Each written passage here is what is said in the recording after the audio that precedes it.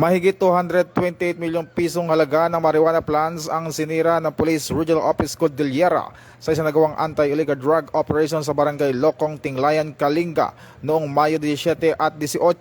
Ayon sa PNP, nadiskubre ng mga operatiba ang malalawak na taniman ng marijuana sa kabundukan kung saan agad nilang binunot at sinunog. Sa unang dalawang operasyon, nasa 840,000 fully grown marijuana plants na nagkakalaga ng humigit kumulang 168 million pesos ang winasak ng mga otoridad. Samantala sa hiwalay namang operasyon, karagdagang 300,000 fully grown marijuana plants na tinatayang nasa 60 million pesos ang nadiskubre at sinira.